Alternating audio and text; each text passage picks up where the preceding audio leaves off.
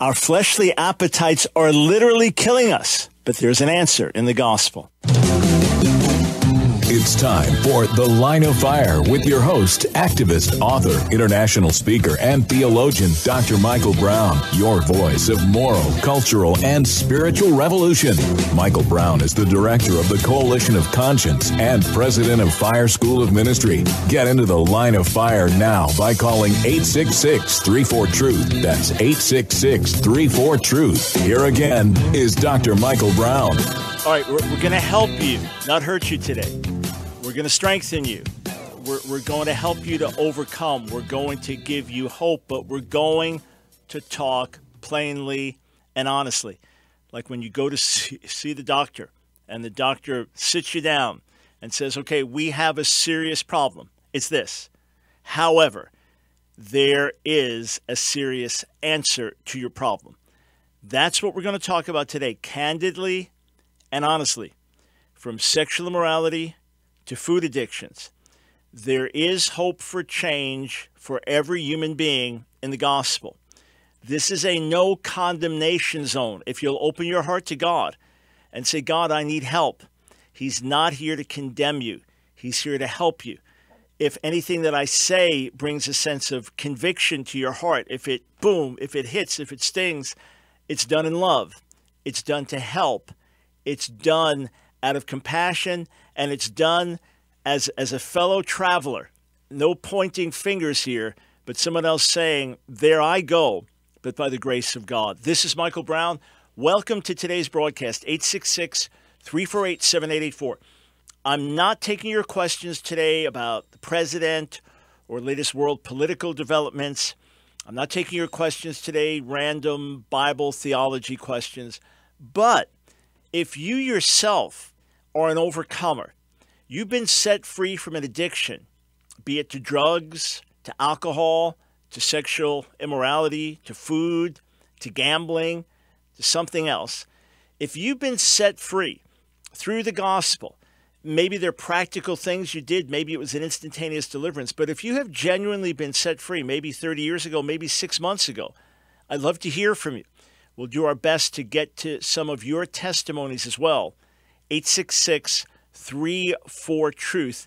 That is the number to call. Or if you're struggling and you don't see a way out and want to call, you can call anonymously. You don't have to give your actual name if it would cause embarrassment. You don't even have to say where you're calling from. Some of the most poignant, powerful, moving calls we've ever received have been anonymous calls. All right. What gets me on this subject today? Well, I could talk about it any day of the week and it's relevant. No, I could talk about it pretty much around the world, especially sexual immorality. It's going to be relevant everywhere. And in most countries of the world, the food addiction issues are going to be relevant as well. But certainly in a country where we have so much excess, so much extra, these things are absolutely relevant all the time. So why bring them up today? Well, in the aftermath of all the allegations against Hollywood giant Harvey Weinstein, one accusation after another, one more perverse than the next. Many other celebrities and many other individuals who are not known are coming forward and saying, me too. I too was sexually abused. I too was raped. I too was molested. And you realize then how epidemic the problem of sexual immorality is in our society. And it has been epidemic through human history. The Bible recounts it from Genesis to Revelation.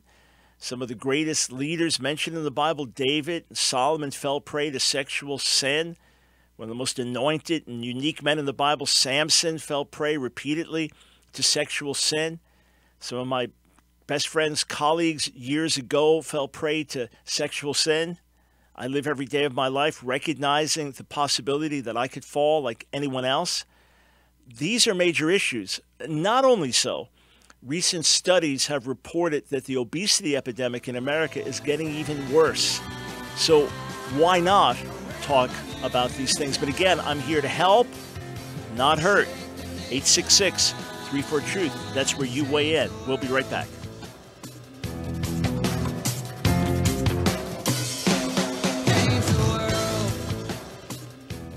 It's been a wonderful spring day in the suburbs of Pennsylvania on this Thursday, June 7th, 1961. You just got home from work and your wife's almost finished preparing one of her typically delicious dinners. Tonight is TV night and everybody's ready to enjoy Ozzie and Harriet and Leave It to Beaver.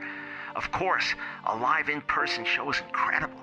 Who could forget your family outing 2 weeks ago when you all drove into Manhattan and saw My Fair Lady on Broadway? But TV has its own unique appeal, especially with shows like Lassie and Andy Griffith and Walt Disney's Wonderful World of Color and Father Knows Best and the Flintstones. And they're all on at night so the whole family can enjoy them together. Well, on this lovely spring night, you're a bit more tired than you realize, fighting to stay awake through the current Beaver episode, even though it's a bit more suspenseful than normal.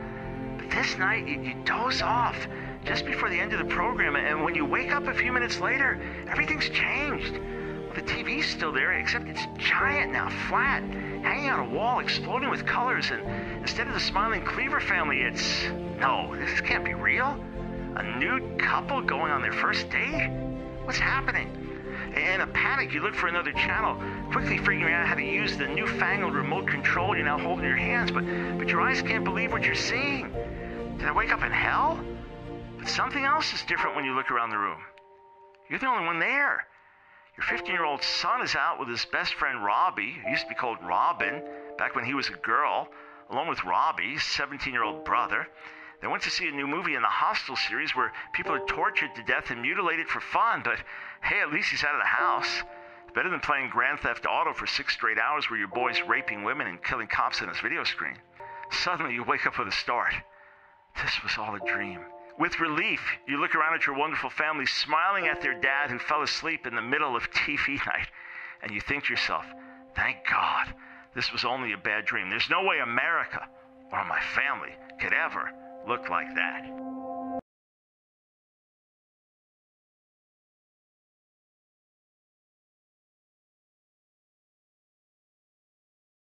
Here again is Dr. Michael Brown.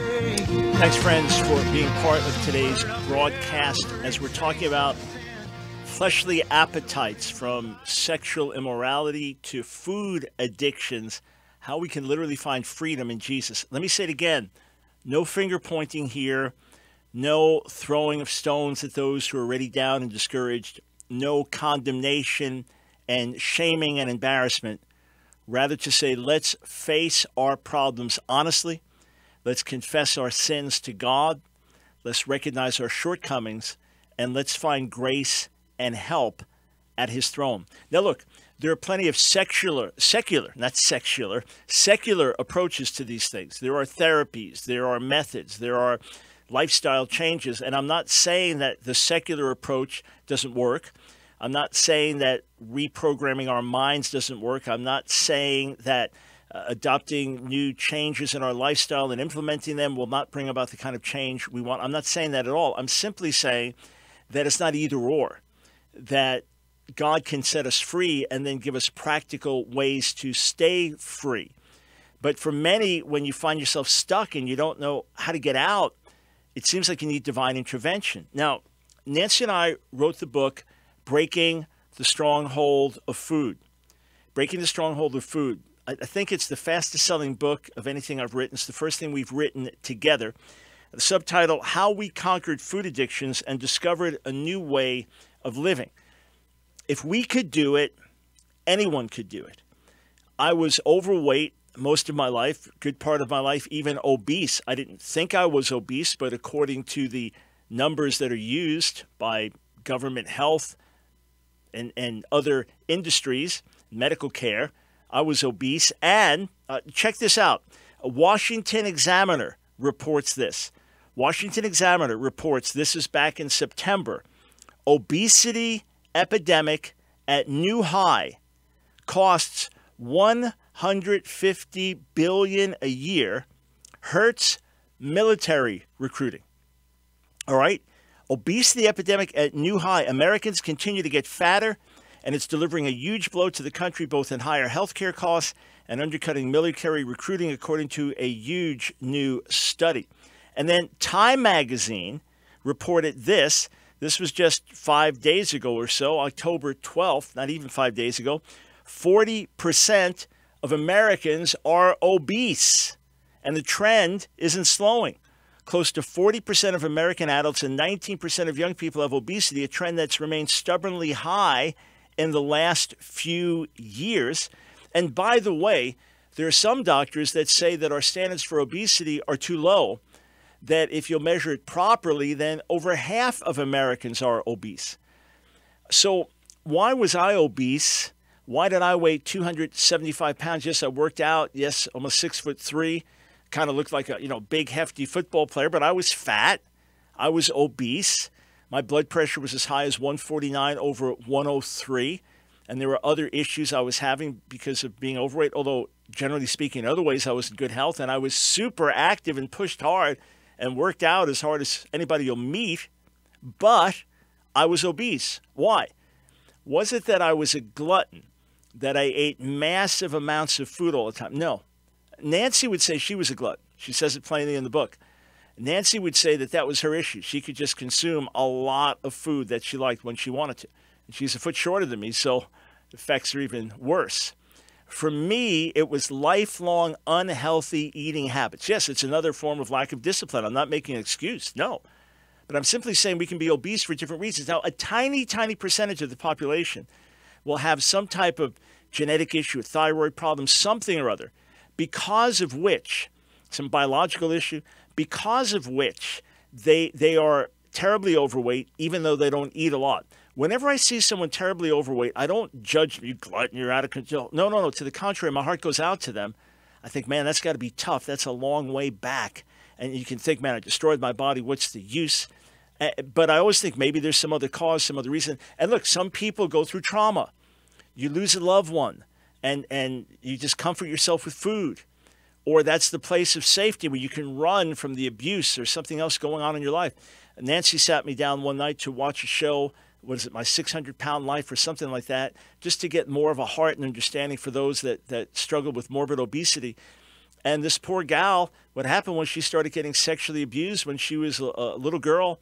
And then the abuser was father, stepfather, I forget, wanted to abuse her sister, her younger sister, so she gave herself up to protect the younger sister.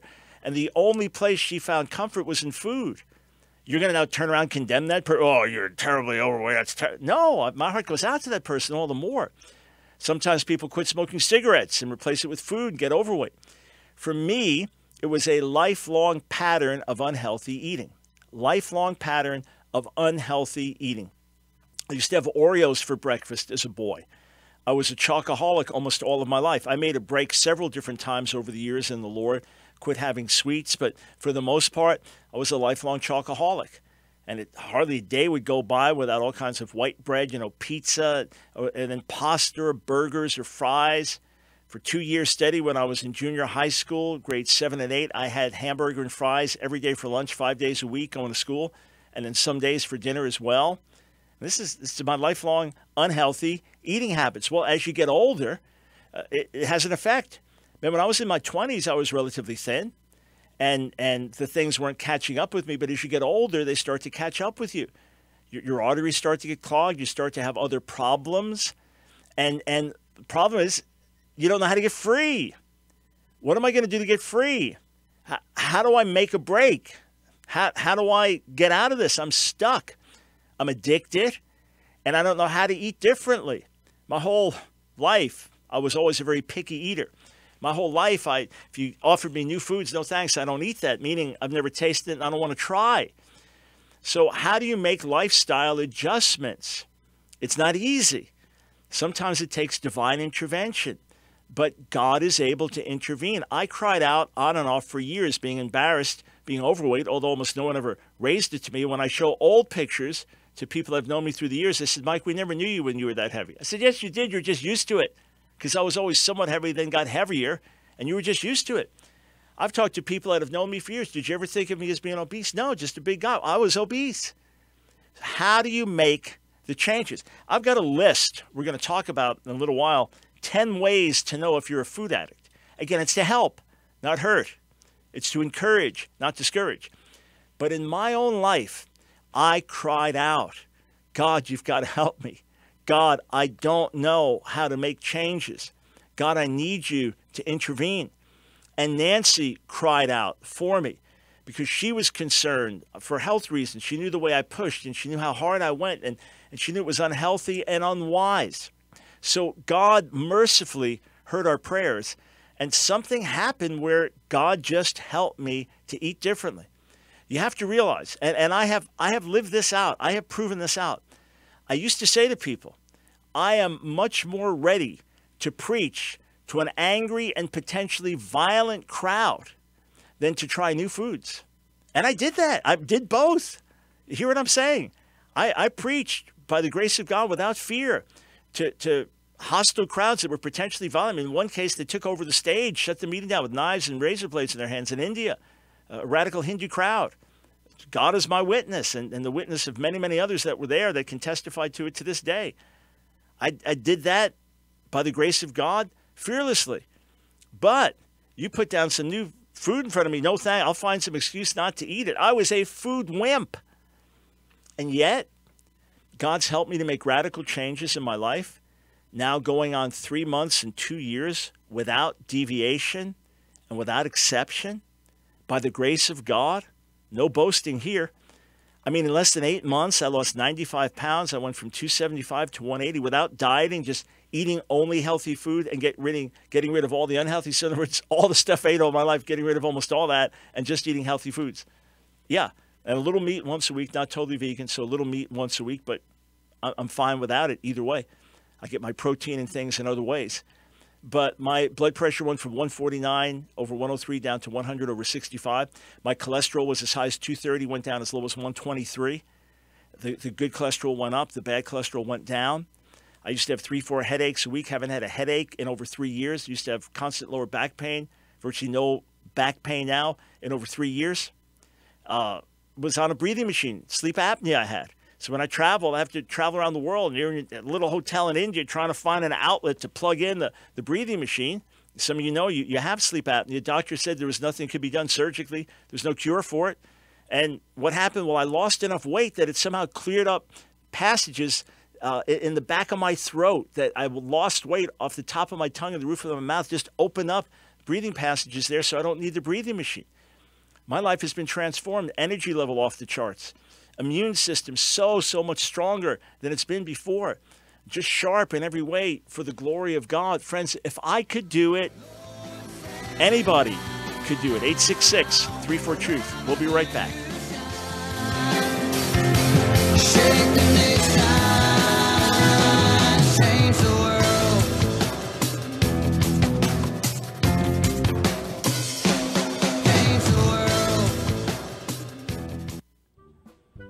I want to present to you a unique way that you can partner together with me to reach Jewish people with the good news of Jesus, Yeshua, the Messiah. Hey, Paul wrote that the gospel is to the Jew first, but many of us don't know how to reach the Jewish people with the gospel. Can I tell you, we have a unique open door, and Jewish people are ready to hear, but we need your help.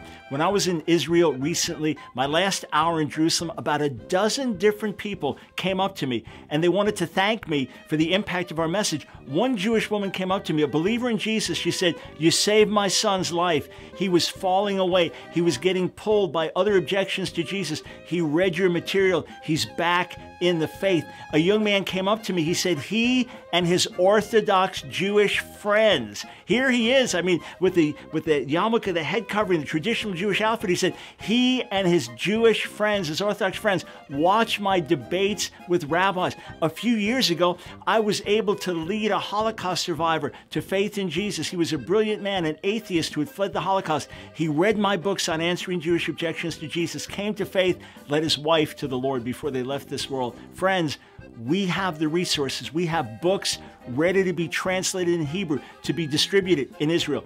We have our Real Messiah website, unique for reaching Jewish people, Orthodox Jews with the gospel, ready to be translated in Hebrew, ready to do internet campaigns to get into every home in Israel. Every cell phone in Israel can have this message, but we need your help. Every gift to our ministry will literally help us reach another Jewish person with the good news of Jesus the Messiah. Go to askdrbrown.org. AskDrBrown.org. And when you go there, we will partner together to bring salvation to Israel and the Jewish people. Together, we're making a great difference. Now is the time to reach the lost sheep of the house of Israel, to share in this end-time harvest of Jewish souls, and to find out how to receive this 2-DVD set, Predestination, Election, and the Will of God Debate. Go to AskDrBrown.org and click the TV banner. Here again is Dr. Michael Brown. Welcome back, friends, to the Line of Fire. We're talking about breaking addictions. We're talking about the lusts of the flesh and the appetites of the flesh to help you, not to hurt you.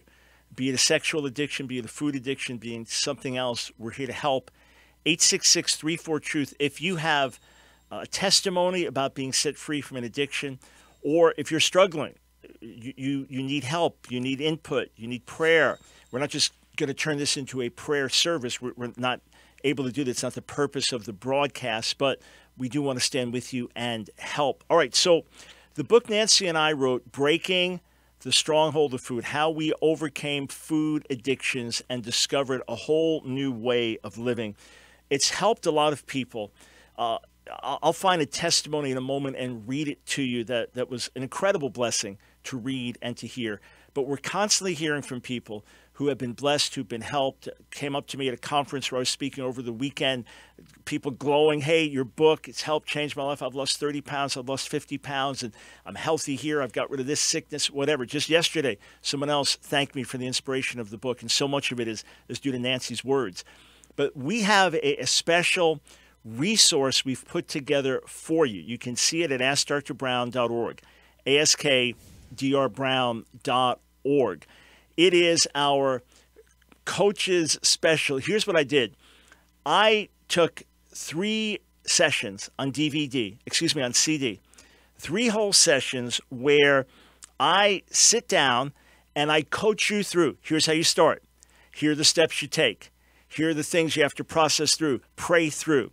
We do that, and then there's one CD where Nancy and I were interviewed by Sid Roth. So you actually get to hear Nancy's own words, interviewed by Sid, where we talk these things through, plus the book. So it's a great resource, the package together, available on our website, AskDrBrown.org, Breaking the Stronghold of Food, elsewhere available everywhere online and hopefully in your bookstores. But here's what's so important to understand.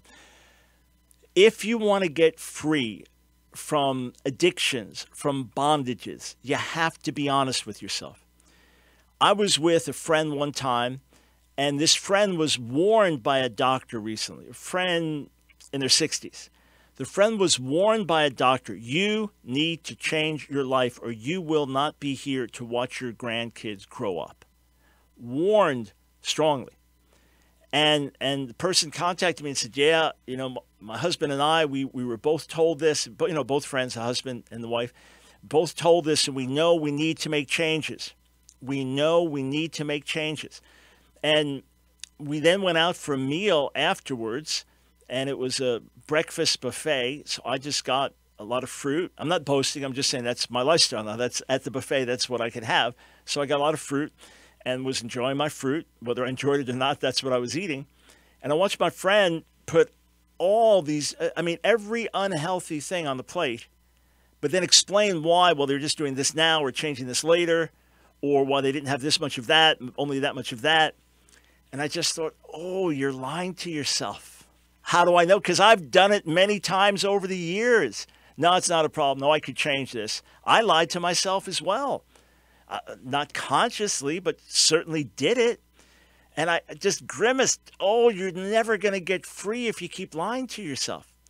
So even if you don't know a way out, even if you feel hopeless in saying it, better to start honestly and say, God, I'm addicted.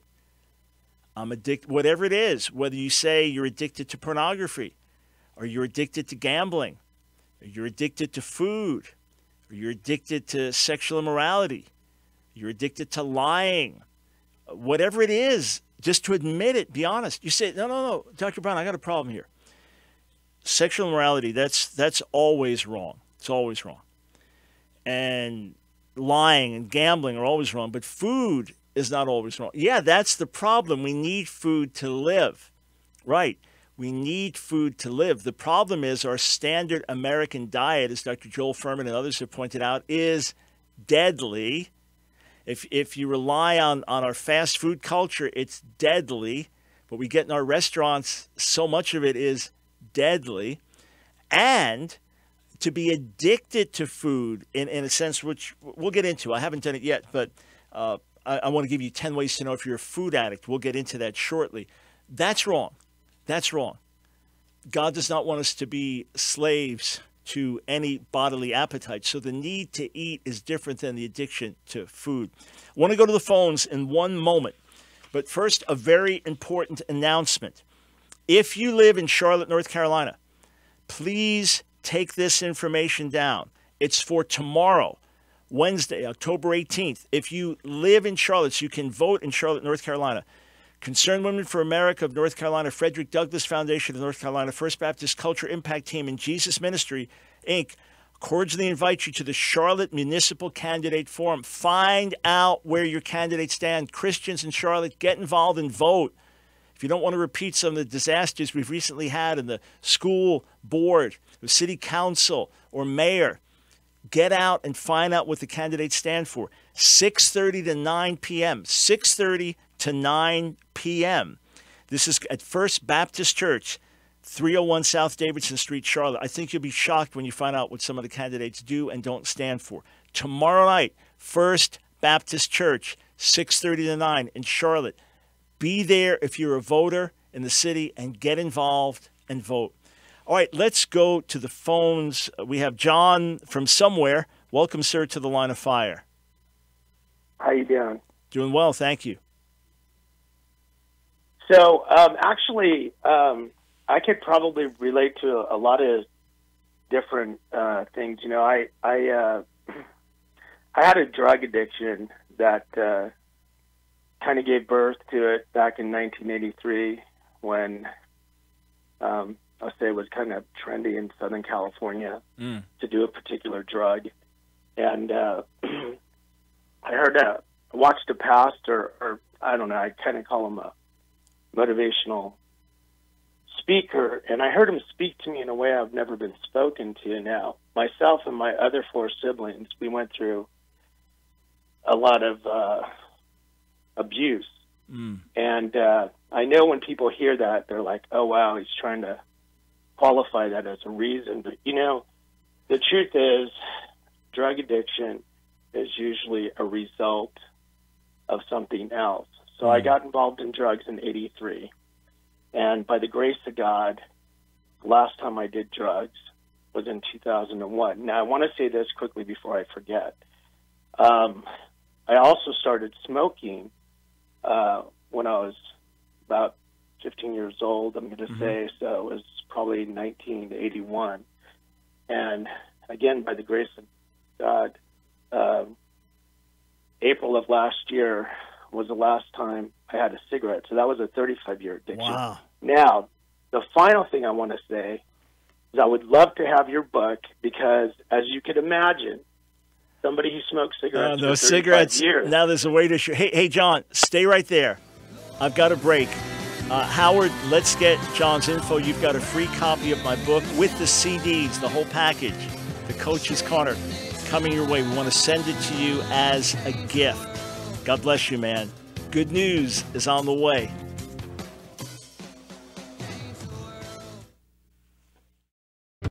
On today is Dr. Michael Brown. Good to have you on, sir. Great to be with you. Thanks. Yeah, it's good to have you on again, I should say. When it comes to this whole idea of the marriage crisis that we're in as a culture, should we capitulate at this time? I mean, what do you think our stance should be as a church as it relates to marriage? Yeah, this is not the time to capitulate or throw in the towel. This is the time to push back. The Supreme Court ruling on marriage, that's our Roe v. Wade moment. This is our wake-up call. Look, when the Roe v. Wade passed, there was tremendous hostility to the pro-life position in America. And we were told it's over, the younger generation embraced embraces abortion. Look at how things have radically changed. 1966, April, cover story, Time magazine, Is God Dead? 5 years later, June 1971, cover story, Time magazine, The Jesus Revolution. Things can turn on a dime. Things can turn radically. I believe that gay activism has within itself the seeds of self-destruction. Once you redefine marriage, you render it meaningless. The further this goes, the ones who are going to be standing are the ones who hold to marriage and family as God intended. So rather than this being the end of the culture wars, this is the wake-up call. This is the beginning. And I believe that unless Jesus comes first, we're going to see the tide turn. Speaker and theologian Dr. Michael Brown. Your voice of moral, cultural, and spiritual revolution. Get into the line of fire now by calling 866-34-TRUTH. Here again is Dr. Michael Brown. We are hearing so many stories about sexual abuse coming out of Hollywood. It's now encouraging and enabling others to come forth and say, I was raped, I was abused, I was molested, I was taken advantage of. Mainly women coming forth, some men as well. And you realize how much of this has been hidden under the surface. Some of you listening right now, the moment I start speaking, it triggers some deep pain inside of you, something you've tried to suppress for many, many years. We want to bring hope. We want to bring encouragement in the midst of pain as we talk honestly about dealing with addictions, be it addictions to food or addictions to pornography. We want to talk honestly, candidly, and in a helpful way. The number to call, 866-34-TRUTH, 866-348-7884. Maybe you have a powerful testimony of deliverance from addiction. We'd love to hear from you.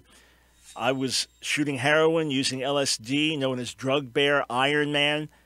Took the largest quantities of drugs in my high school and was idiotic enough to be proud of it, and got wonderfully born again at the age of 16 in 1971. And December 17th, 71, I said to the Lord, I'll never put a needle in my arm again, and was free from that night on. Other things in life, I battled for years, addiction to chocolate and other things, and finally found freedom and victory a few years ago. So we can be set free instantaneously. We can battle something for years and then find freedom, especially the things that are more socially acceptable, like food addictions. So again, we're not here to condemn. We're here to help. We're not here to point fingers of accusation, but to be honest with each other so that we can find the help that we need in the Lord. Let me tell you a painful story. During the Brownsville revival, Friday nights were water baptisms, and people who had been saved, transformed, come back to God through the revival would testify. We'd have 20 or 30 a night on Friday nights, and many times there were scores and scores and scores that wanted to be baptized, but we had time for about 20 or 30 on Friday nights. And the testimonies were incredibly moving. But I began to hear people who had fallen into all kinds of sin, some drug abuse, some prostitution, some other areas of sin, violence, and they all traced it back to being abused as children. I remember one man stood up to be baptized, and he said that he was sexually abused by his pastor as a boy, which then opened up the door for him to have a lifetime of homosexual relations. His life fell apart in other ways. He became a drug addict. He was now not just free from drugs, but sufficiently restored in his soul that with the leader of the drug rehab ministry he had served under, they were going together to confront the pastor that had abused him as a boy. What horrific consequences. I remember one young woman getting baptized and saying how she had been molested by a man growing up, because of which she had a tremendous hatred for men, and it dominated her life. But now that she was saved and born again, she said, I want to bring to heaven with me as many molesters as I can. I want to see them saved. I want to see them repent. I want to see them set free. And then there was a young lady, 15, 16 years old, blind, but in a way that her eyes it looked a little mangled. Didn't look like she was born blind. She seemed very ill-adjusted for someone blind. Someone that's born blind, they tend to be able to function in public settings very normally. And I went to talk to her afterwards. She was at the altar. I went to talk to her afterwards. What happened? One of the most tragic stories I ever heard. She was sexually abused as a girl. It got her so depressed, traumatized, that she got into drugs. She and her boyfriend heavy drug users got so depressed, they decided they wanted to take their lives. They convinced a friend to shoot them both in the head. Of course, the friend went to jail for it. The boyfriend died. She was blinded for life. And I thought, the blood that's on the hands of the guy that abused her, that triggered this whole thing. God have mercy. We need intervention. The abusers must repent, and those who've been abused need healing and help and grace. The Lord can do both. We'll be right back.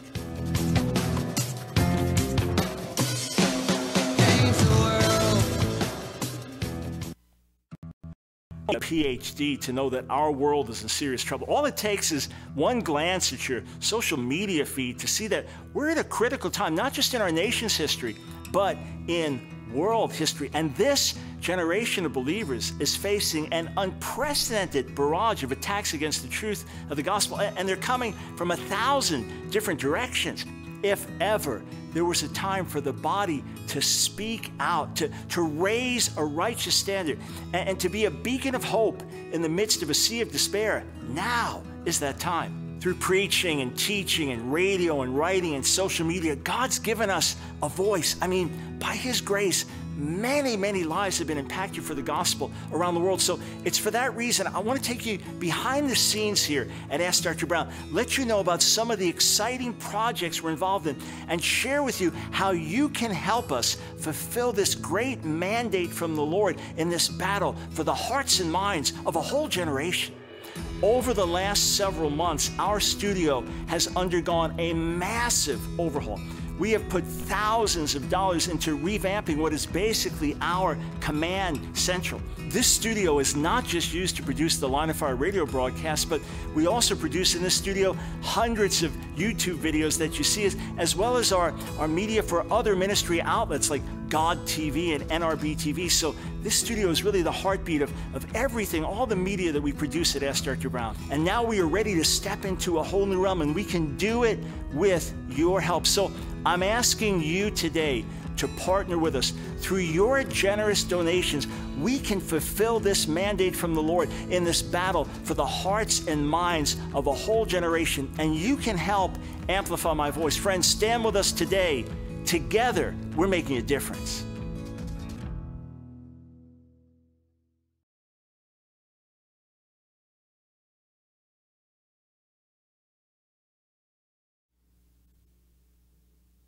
With your host, Dr. Michael Brown. Get into the line of fire now by calling 866-34-TRUTH. Here again is Dr. Michael Brown. Just checking on my Facebook page here, my YouTube page.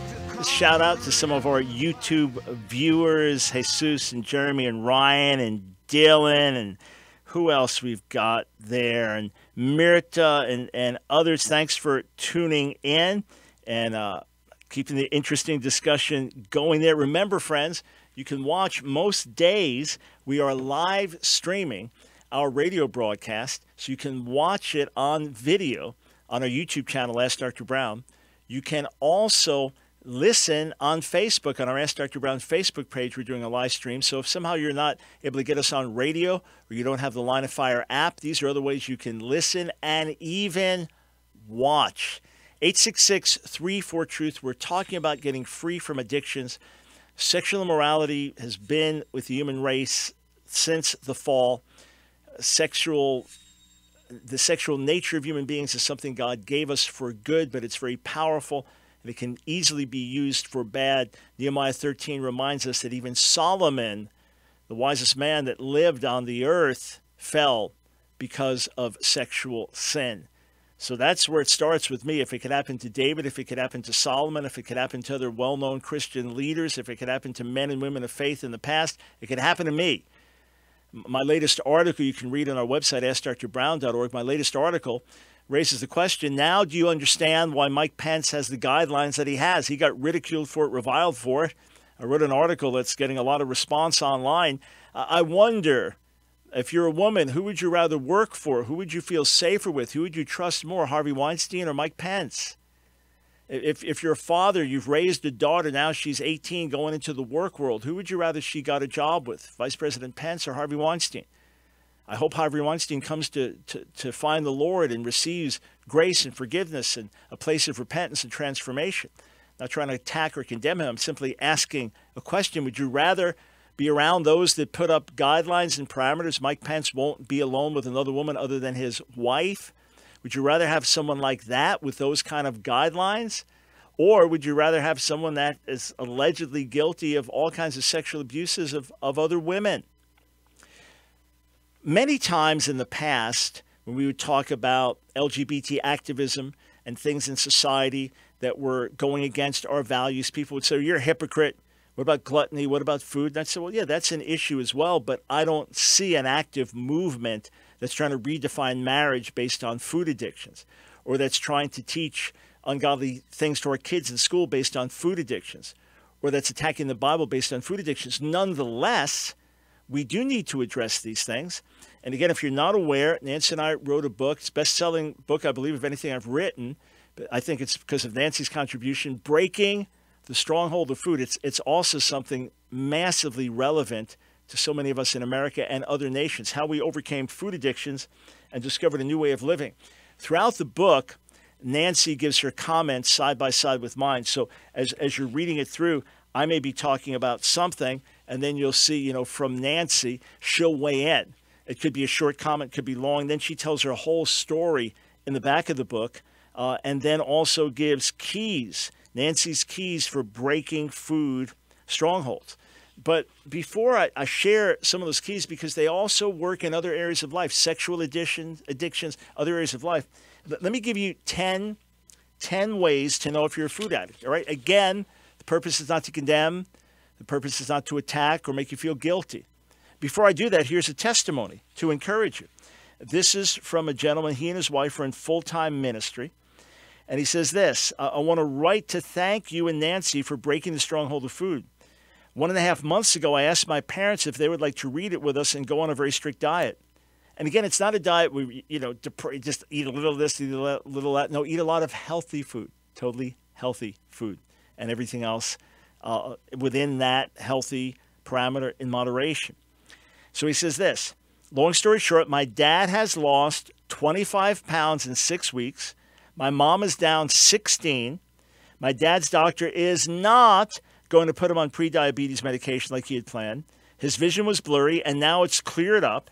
Praise God, even though my wife and I primarily took on the challenges and encouragement to my parents, I've ended up losing 15 pounds, 180 to 165. My wife is down 8 or so. I feel great. I've broken my addiction to nasty sugars. Come on. And now we as a family are all reading through Eat to Live together, Dr. Joel Fuhrman's book that we recommend. Again, please pass our family gratitude on to Nancy as well. That's good news. That is very good news. All right, so here's a list of 10 questions to help you know if you're addicted to food. Are you ready? Number 1, the thought of giving up your favorite unhealthy food or foods for an extended period of time, like a week or a month, is almost terrifying to you. Number 2, you have a negative emotional reaction when you go without your favorite unhealthy food or foods. Number 3, if you don't have your daily coffee or sweets or other habitual foods, you get headaches and even experience withdrawal symptoms. Number 4, you know that if you ate differently, you'd be healthier and would likely live longer, but you're not willing to change. Sitting home? Number 5, you've lost weight in the past, perhaps many times, only to gain it all back again. Number 6, you're embarrassed about being overweight, but find yourself unable to change your diet for any length of time. Number 7, you deceive others about your food choices, keeping a hidden stash of your favorite forbidden foods or eating them when no one is watching. Number 8, you make excuses for your bad eating habits in ways you would never do for other areas of your life that are undisciplined. Number 9, you have physical cravings for certain foods, and you need to eat them to satisfy those cravings. Number 10, you live in denial concerning your bad eating habits, blaming others or minimizing your problems, or claiming that God is fine with your unhealthy diet. And you say to me, okay, Mike, how many of those do I check off to be a food addict? This is like 9 out of 10 or 8 out of 10.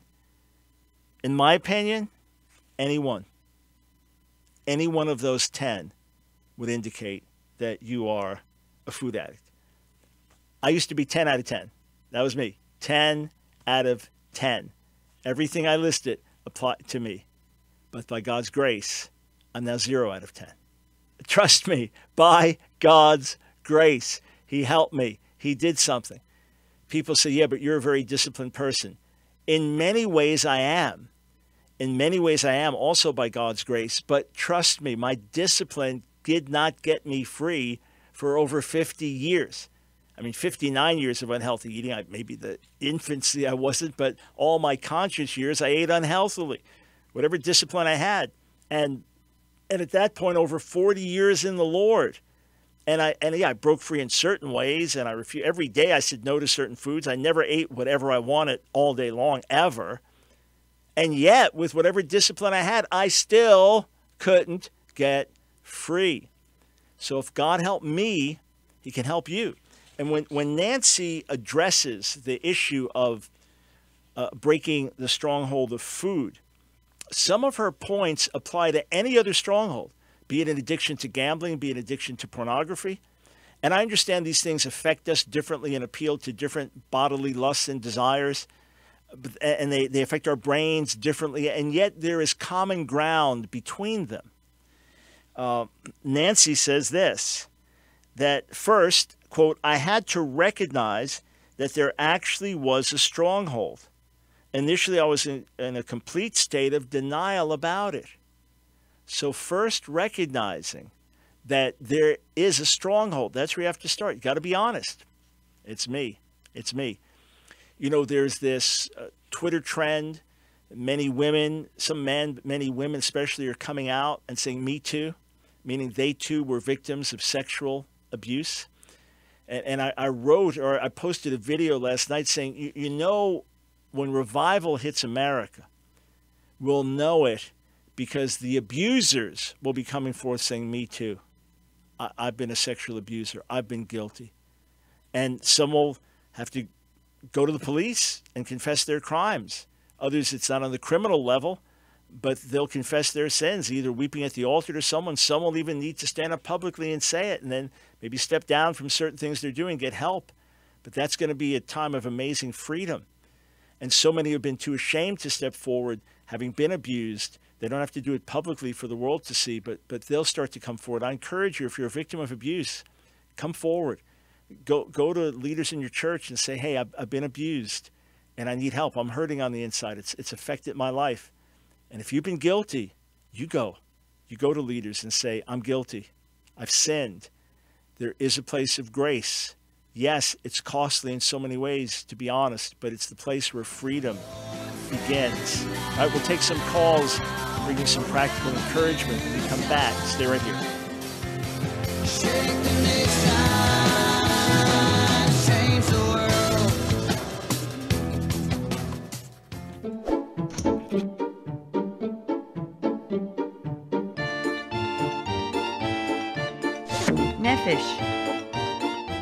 Nefesh, soul, life, neck. Psalm 103 starts with these famous words, Barchi nafshi et Adonai, v'chol kravai et shem kodsho. Bless, praise the Lord, O my soul, O my nefesh, and everything within me. Bless, praise His holy name. What is the nefesh? Does it mean soul in terms of inner being? I mean, we think of Genesis 2, that the man became a nefesh chaya, a living soul. So his whole person is referred to as a nefesh. So it could mean perhaps a person, just like we talk about in the New Testament, 3,000 souls were saved. Does that mean souls as in inner being, or does it mean souls as in people? But we know it can also refer to the innermost being of a person, my nefesh, my insides, and hence it refers to me.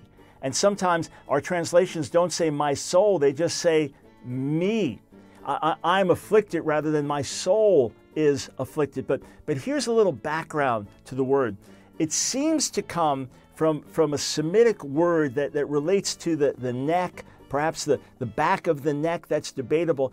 You read, for example, in the Psalms, the waters have come up to my nephesh. What does that mean? Or Jonah's talking about in similar terms, like he's drowning, his nephesh, his waters up to, it means up to my neck, all right? And then from neck, you then get to the concept of the breath coming in and out of the throat. And then from the concept of breath, so someone's nephesh leaves them, it's the soul leaving / the breath leaving. And then nephesh as being that innermost being, that spiritual part of someone. So when the psalmist says, bless the Lord, oh my nephesh, he's calling on everything that is him, everything that makes up who he really is, to the core of his being, to bless the Lord. The nephesh, it is the person, it is the spirit, breath, soul within, and it can refer to just me. Voice of moral, cultural, and spiritual revolution. Here again is Dr. Michael Brown. Hey friends, if you watch our radio broadcast on YouTube, that's right, watch our live stream on YouTube, and then we post it later in the day on YouTube on our Ask Dr. Brown YouTube channel, you'll get to see things like the Hebrew word of the day. We just talked about the Hebrew word nephesh. You probably learned some stuff you never knew before. And then on our website, AskDrBrown.org, AskDrBrown.org, we have a digital library with thousands of hours of resources, videos, articles, links that will edify you, teachings we've done, and it's yours. It's there for you. It's a resource that we've put together to minister to you, to equip you, to help you, to strengthen you. So check it out at AskDrBrown.org. All right, let's be encouraged.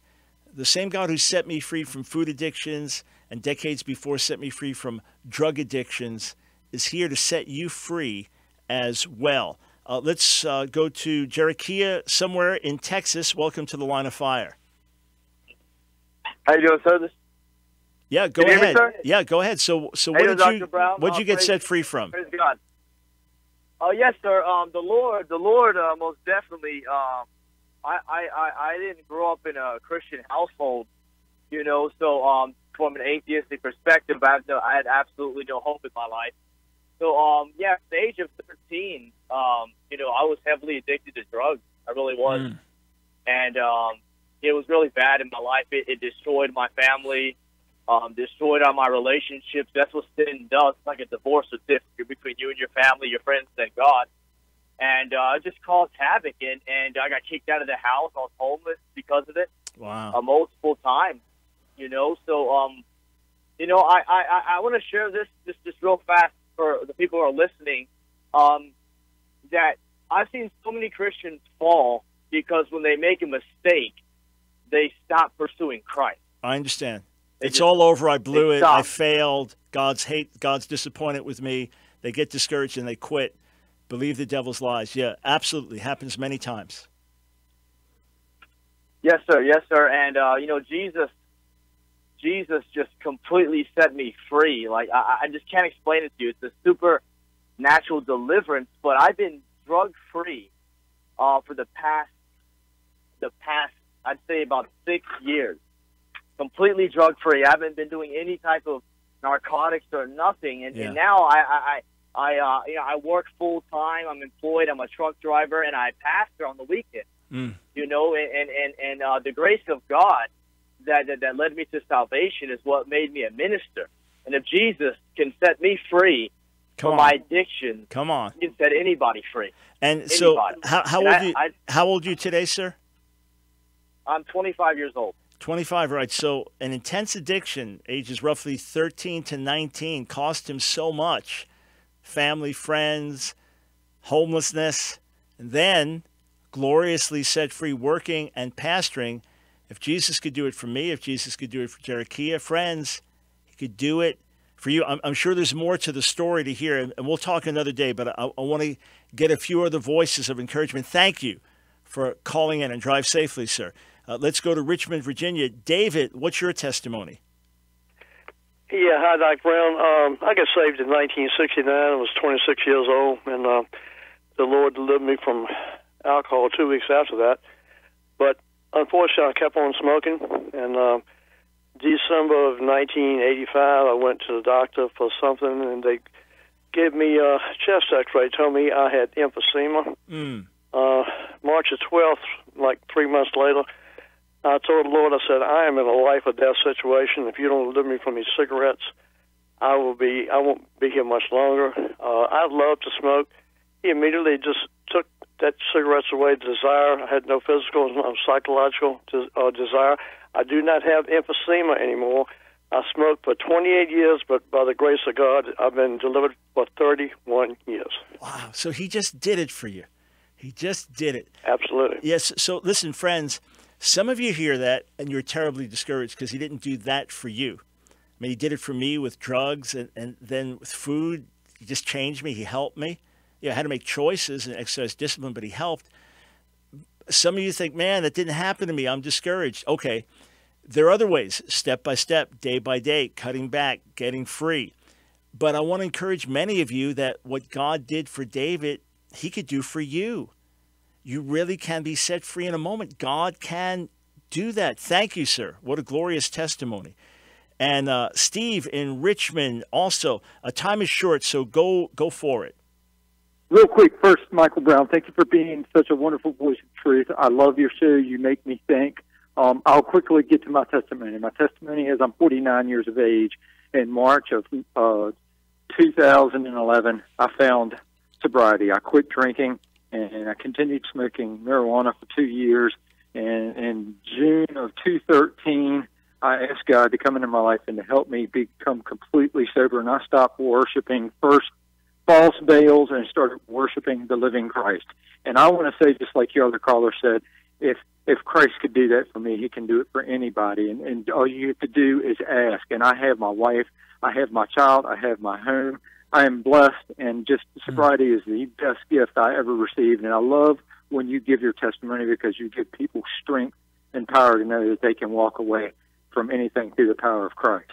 Praise God. He is amazingly faithful. And Steve, you speak for millions of others who've been set free as well. And he's no respecter of persons. It's not because Steve's special or Mike Brown's special or David that just called or Jericho that just called that we're special. No, Jesus is special. And we find our identity and our hope in him. Hey, Howard, there are a couple more callers I can't get to, but they're calling about food addictions and high blood pressure and things like that. Get their information. I want to send them my book as a gift, the book that Nancy and I wrote, Breaking the Stronghold of Food. I want to send it out as a gift to those two callers. All right. So, Howard, whenever you get a chance, just get the info from them, and we'll gladly send the books out. All right. Listen, friends, some of you, it's going to be step by step by step by step, inch by inch by inch. Others, you can experience instantaneous deliverance. But here's where it starts. God, I have a problem.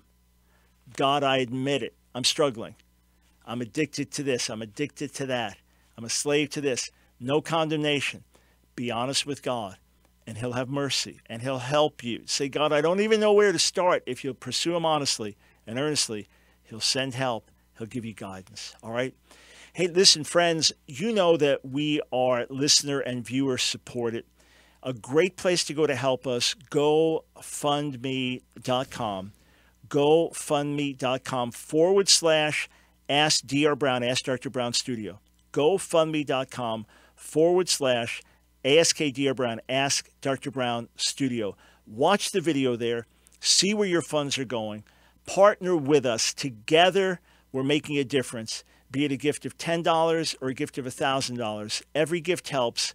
And together, you're helping us reach many more people and give out much more free material and produce it in an even higher quality way for the glory of God. Thanks for being part of the team. Special broadcast coming your way tomorrow. I think you're going to find it edifying and eye-opening.